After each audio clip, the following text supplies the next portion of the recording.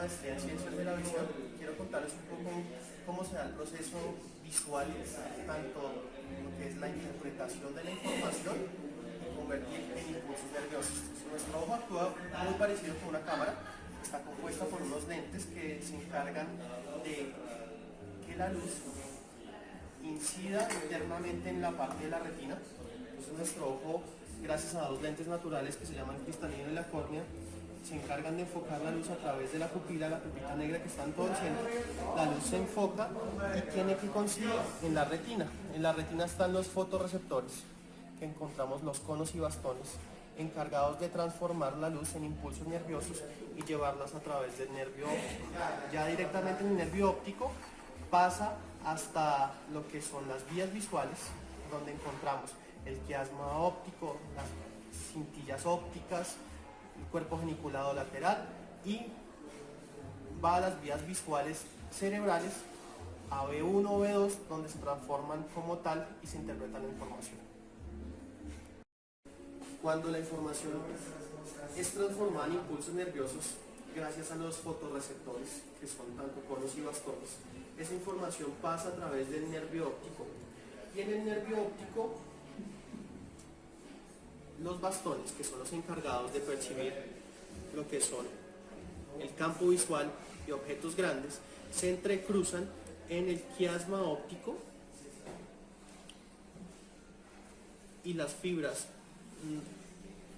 contralaterales de ambos ojos viajan juntas hasta lo que son las radiaciones ópticas y después a la corteza visual. Entonces, estas células son neuronas las que se encargan de transportar todos estos impulsos nerviosos. Tienden a unirse a zonas específicas en las zonas de la corteza visual.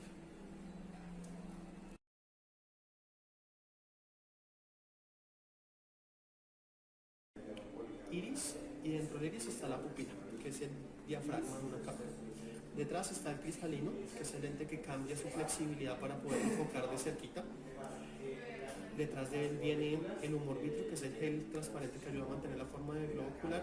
Y ya dentro de él, la parte más posterior del ojo, está la retina. Entonces aquí se encuentran los fotorreceptores distribuidos principalmente en el centro, conos, periferia, más que todo bastones. Y en esta zona amarilla es la mácula, que es el sitio de mayor resolución por la mayor densidad celular que hay en nuestro cuerpo. Hay 5 millones de células en un espacio micrométrico, y esas son las encargadas de ver los detalles de las letras y los números en el caso de nuestra visión. Toda esa información pasa a través de las fibras nerviosas a lo que es el nervio óptico, ya pasa a las vías visuales donde se entrecruzan las fibras nerviosas. Y esos vienen a ser como los músculos, los extraculares. Entonces, bueno, esta parte se llama el cuerpo ciliar, es el músculo encargado de permitir que el cristalino cambie su flexibilidad dependiendo de dónde esté enfocando, ¿sí? Después de los 40 años, el cristalino, y más que todo esta parte del cuerpo ciliar, pierde flexibilidad y se pierde la capacidad de enfocar en la presbicia, es el desgaste para ver de cerca. Entonces, esa es la función del ¿Y estos músculos de acá son los músculos extraoculares, ¿sí?, que están relacionados ya con los nervios craneales para hacer los movimientos oculares. Son vías diferentes, ¿sí? Pero sí, son 6 músculos oculares. Entonces son 4 rectos, que son aquí recto superior, inferior, nasal y temporal. Y hay unos músculos que se entrecruzan acá que se llaman los oblicuos, que nos permiten hacer movimientos torsionales, es decir, movimientos en posiciones oblicuas.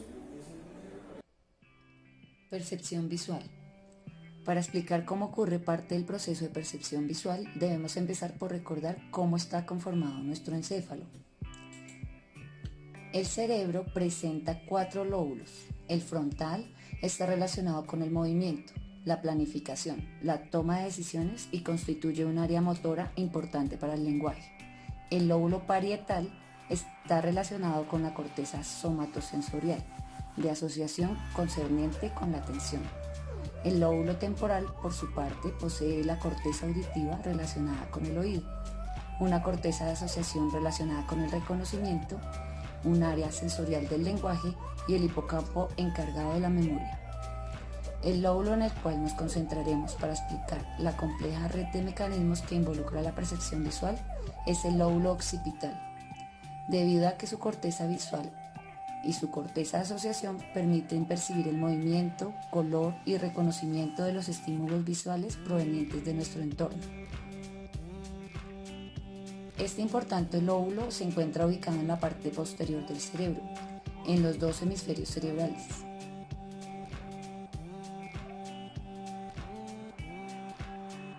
Núcleo geniculado y tálamo cerebral. El núcleo geniculado lateral es denominado el centro de procesamiento primario de la información visual, que es recibida por la retina del ojo. Este núcleo se localiza dentro del tálamo del cerebro en los dos hemisferios. Recordemos que el tálamo se encarga de transmitir la información a la corteza cerebral, además de integrar modalidades sensoriales y facilitar o inhibir las proyecciones de estas hacia otros lóbulos. El núcleo geniculado toma su nombre del latín genu, que significa rodilla por la similitud de su forma con una rodilla doblada. En nuestra especie consta de 6 capas, en donde cada una de ellas presenta cuerpos celulares diferentes y cada capa recibe información de un solo ojo. Las capas 2, 3 y 5 reciben información del ojo del mismo lado, es decir, el lado ipsilateral. Las capas 1, 4 y 6 reciben información del otro lado, es decir, del lado contralateral. Cada capa recibe aferencias de un solo ojo, así como de una sola capa de célula ganglionar, formando un mapa retinotípico de la mitad del mundo, de modo que cada núcleo geniculado transmite la información separadamente hacia la corteza visual primaria para lograr una visión binocular. Experimento de rivalidad ocular. Para comprobar la rivalidad binocular podemos realizar este simple pero interesante experimento. Consiste en enrollar una hoja de papel formando un tubo. Luego debemos observar con un ojo a través del tubo simulando que este es un catalejo o un telescopio, sin olvidar mantener siempre los dos ojos abiertos. Finalmente debemos acercar la palma de la mano al tubo de modo que lo toquemos con el canto de esta.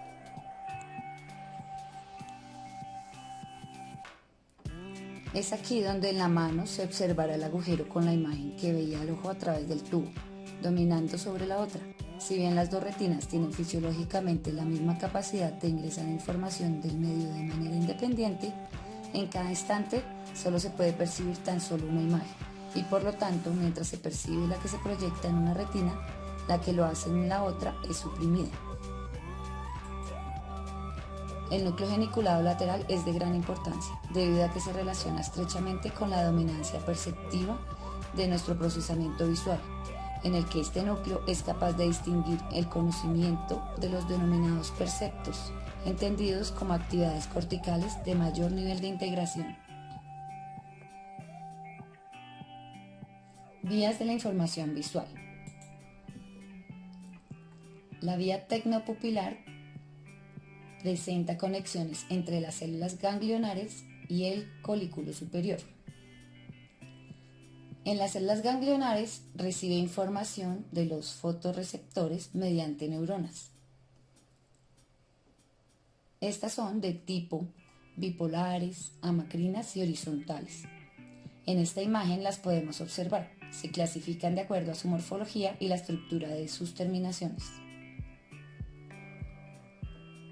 El colículo superior tiene la función de crear mapas espaciales de modalidades sensoriales y orientar el movimiento de los ojos.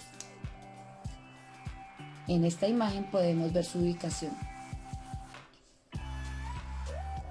La vía tecnopupilar interviene en los procesos motores de movimiento propio, tamaño de la pupila, parpadeo y movimientos sacádicos, que son saltos o cambios repentinos en la dirección de los ojos, que ocurren como respuesta a estímulos. Vía geniculostriada. Está conformada por las células geniculadas y las capas de la B1. Las células geniculadas tienen diferentes funciones, como la modulación del color en las células K, la sensibilidad al contraste en las células M y la discriminación de longitudes de onda en las células P. En esta imagen podemos observar las 6 capas del núcleo geniculado lateral y la ubicación de las células geniculares, las células P, K y M. En las capas de la B1 o corteza visual primaria encontramos las siguientes funciones. Una de ellas, percibir la información del núcleo geniculado lateral y transmitir esa información por la franja ventral y dorsal.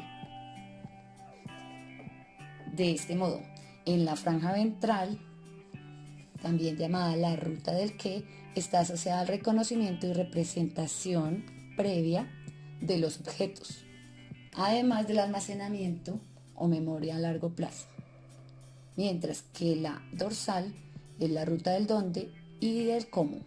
Está asociada con el movimiento y la velocidad de los objetos mediante el control de movimiento de los ojos.